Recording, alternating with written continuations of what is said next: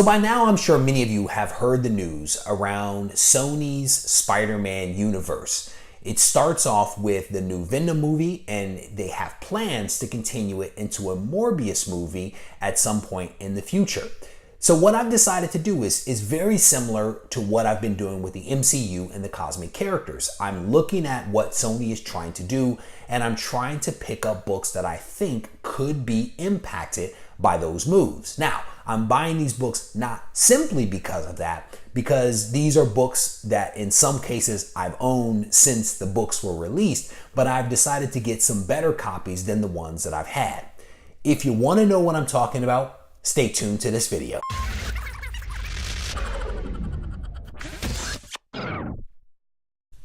Reggie here, your friendly neighborhood bodybuilder and comic book collector, and I want to welcome you to another one of my videos.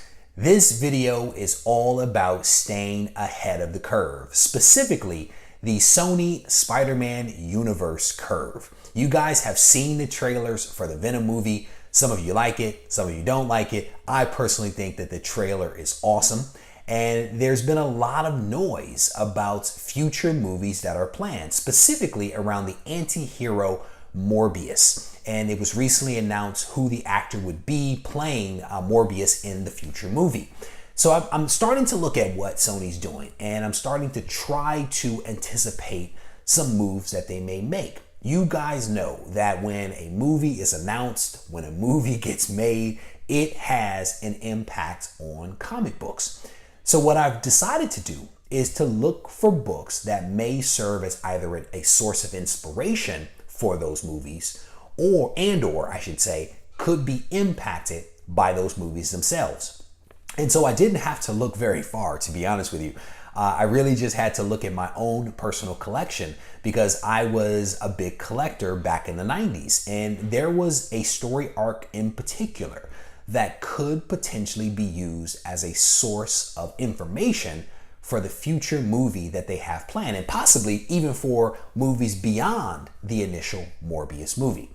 I actually owned some of these books and read them back in the 90s. And part of what I decided to do was to pick up some better copies of these books, still within their poly bags, right? And I don't know if there's foil covers. Maybe that's even more 90s than a poly bag, but the poly bags definitely signal the 90s. And so what I am holding in my hand is essentially 6 books that could potentially serve, again, as a source of inspiration for future Sony movies.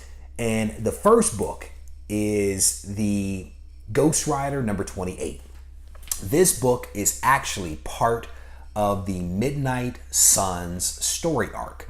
And if you guys follow We Love Comics, Chris actually recently talked about this story arc in one of his videos. But this one is Ghost Rider number 28, part 1 of 6. And if you take a look down in the lower left-hand corner, you can actually see all 6 parts of this particular story arc. So what I decided to do was to actually jump on eBay, find a seller who was selling all 6 copies that I needed. And again, I already have some of these books in my personal collection back from the 90s, but these are still in their poly bags, and they've actually never been read, unlike some of the copies that I have. So Ghost Rider number 28 was the first one that was part 1. The second was Spirits of Vengeance, featuring Ghost Rider and Blaze. And it's a pretty nice cover. And again, what you'll see with all these books is that they all have the Rise of the Midnight Suns title up there. Next up, part 3 of 6 is Morbius number 1. Very iconic cover, at least in my mind, from the 90s. And I want to say I think I have 2 other copies of this book in my collection. Next up is Darkhold number 1, and this is part 4 in the story arc. Don't think I actually have this one, and don't think I've ever even read it, so maybe we'll get a chance to take a look at it. Next up is the Night Stalkers, and I think this is, Night Stalkers number 1. And then the last of this special collector's item issue is Ghost Rider number 31, and this is the end of the story arc.